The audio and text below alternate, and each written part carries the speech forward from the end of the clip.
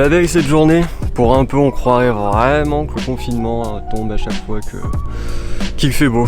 Ouais, deuxième confinement en France et deuxième fois qu'il fait un temps radieux, donc c'est à croire que tout est fait exprès. Mais enfin bon, peu importe. Après ce vlog sur Paris International, je me suis posé la question, et peut-être vous aussi, de comment font les galeries pour gérer cette crise. Enfin, je parle surtout en France. Parce que là, avec ce deuxième confinement, eh bien, les galeries se retrouvent à devoir fermer encore une seconde fois. Et faut pas oublier que mine de rien, ce sont des structures quand même relativement petites. Et puis, comment font-ils avec les artistes? Bonne question. Et après cette question, je me suis dit, qui d'autre pourrait mieux en parler qu'un galeriste? Ouais, je vais vous expliquer tout ça.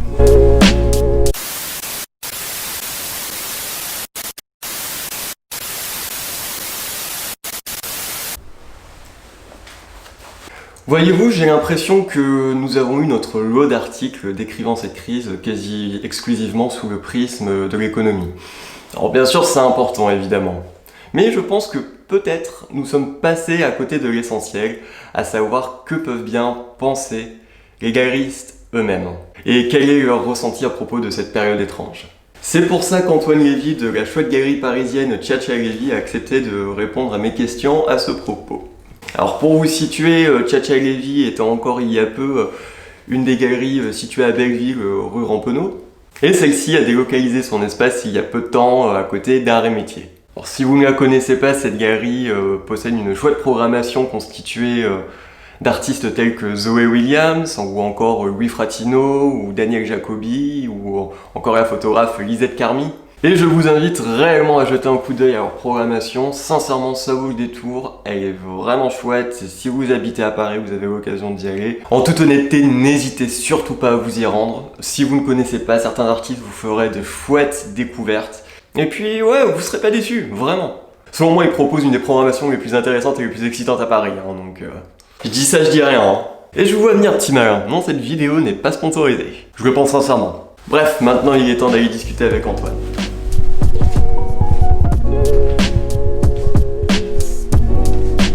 Bon, et bien c'est parti pour cette interview.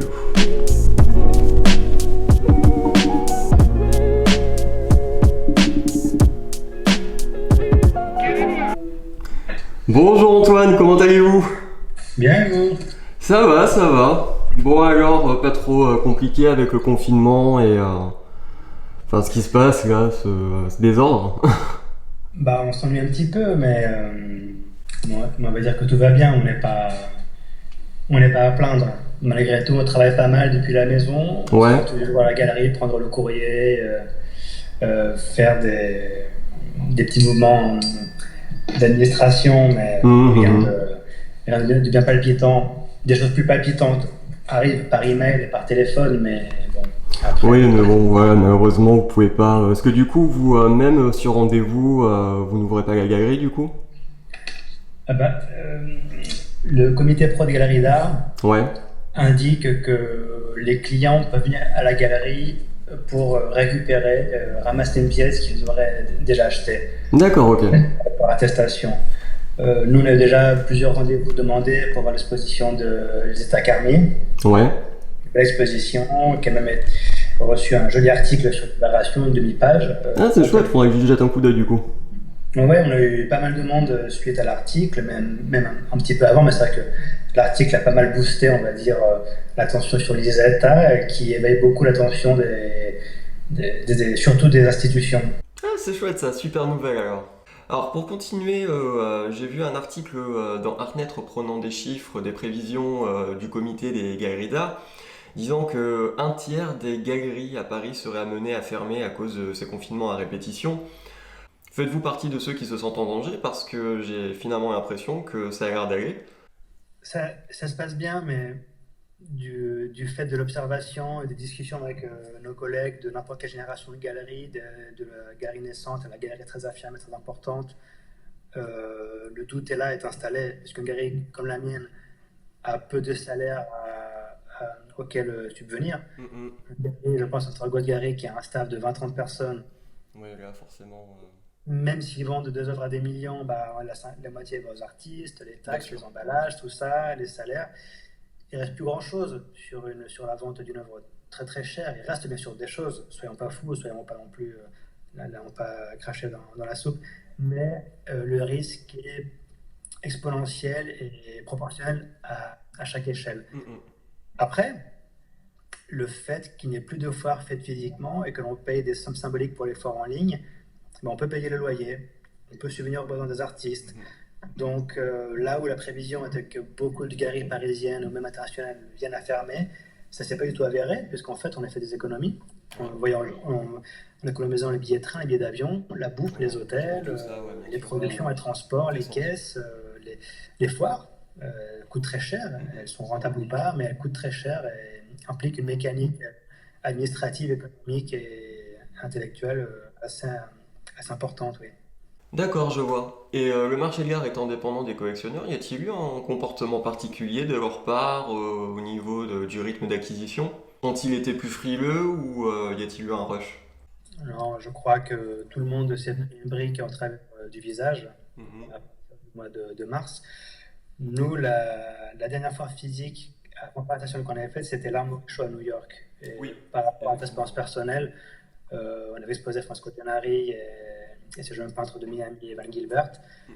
Et nous, on est arrivé à New York pile quand les choses commençaient Oui, vraiment oui, à oui, s'en. ouais. Autant veut dire que l'Armory Show a été une catastrophe pour tout le monde, hein. Ah, ça l'a Pour été, tout le monde. genre, à ce point? C'était oui, puis les gens avaient peur. New York vivait une tension. Il y avait la queue devant les pharmacies, les grossistes, pas marché pour acheter du gel, des gants, des masques. Ouais, ouais, ouais.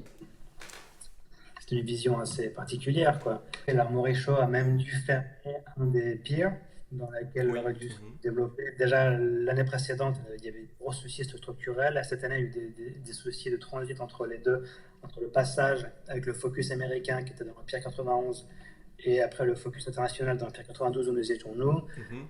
Nous, à l'intérieur d'une espèce de nomenclature fermée, on était dans la section jaune, curatée par un tel, un tel, un tel. Mhm. Donc voilà, le jeu des Matryoshka a pas marché pour nous, Ouais. mais après on a quand même bien travaillé, on a fait une belle promotion sur l'artiste et c'est important. Mais c'est vrai que pour revenir à la question d'origine, on sentait que les choses allaient changer et on sentait beaucoup, même les directeurs de foire, les directeurs de la foire de Bâle, de Frise, de FIAC qui sont venus nous voir à l'Armory Show, n'étaient pas tranquilles. Oui. Mais je crois que personne ne s'en est caché, on va dire, des protestations de l'art jusqu'à l'article le plus émergent, Mhm. sans que je veuille dessiner d'échelle, bien entendu. Je crois que tout le monde attendait quelque chose. Et en fin de compte, on était tous préparés psychologiquement à se prendre un retour de bâton. Oui. De toute façon, c'était plus viable. Tous ces voyages de collectionneurs, nous, galeristes, d'artistes. Effectivement, et certaines galeries font toutes les fois. Néanmoins, pour celles d'une taille plus modeste à cause du rythme intense, certaines pensent plutôt à ouvrir un deuxième espace. Que pensez, que pensez-vous de l'ouverture d'un autre espace? Bah, nous, on brigue quelques espaces autour de la galerie, pour être honnête. On a vu quelques vitrines qui nous intéressent pas mal.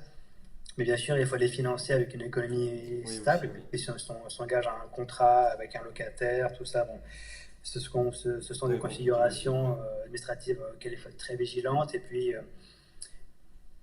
ces seconds espaces marchent quand il y a on va dire, quand il y a du transit. Oui. Si on met sur Internet, on a cet espace-là et celui-là, et j'ai envie de dire, bon, ok, super, moi je veux le JPEG de l'œuvre. Voilà. Il Oui, faut être très parce honnête que envers nous-mêmes. c'est vrai qu'en soi, maintenant, les ventes sur Internet marchent pas mal, de ce que j'avais cru comprendre en plus. Oui, oui, ça marche pas mal. Après, c'est pas la panacée. Oui, Mais j'imagine. c'est pas ce qu'il y a de pire non plus. Et après, faut pas qu'on soit hypocrite. Tous les galeristes, enfin, j'ai entendu beaucoup de galeristes, de confrères et de consoeurs dire mais c'est vieux gros, mais c'est horrible, tout ça. Mais oui, c'est horrible. Mais nous, ça fait 20 ans qu'on a tous des sites internet, qu'on envoie des PDF, qu'on a Instagram, Facebook. Et maintenant qu'il fallait passer au tout numérique et digital, on s'en plaint comme si on était vraiment maintenant des connaisseurs et des puristes. Voilà, à Ouais, un moment donné, aux besoins modernes répondent des ouais, solutions moderne, modernes, ouais. contemporaines. Suivons-les.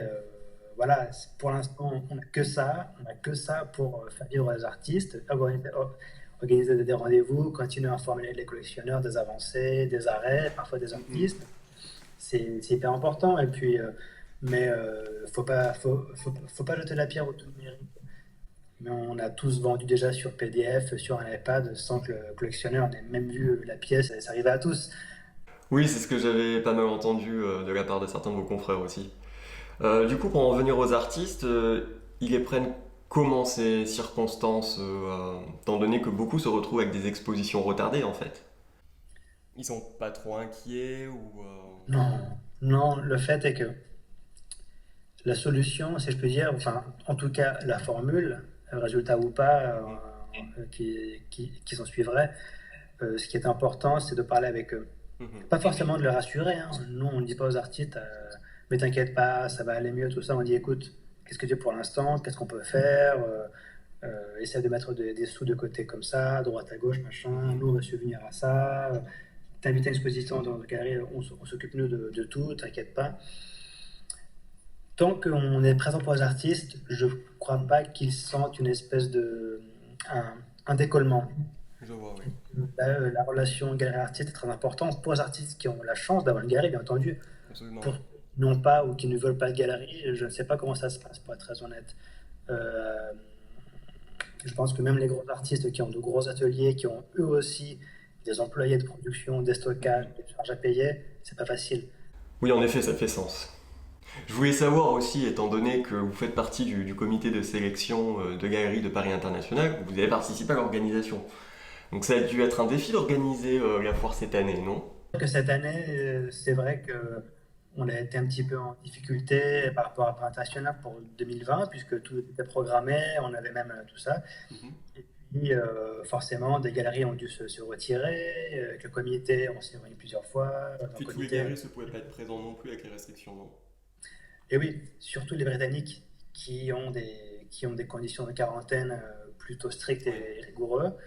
Euh, mais certains ont quand même envoyé des pièces, ont essayé de venir malgré tout. Alors, forcément, c'est pas pareil.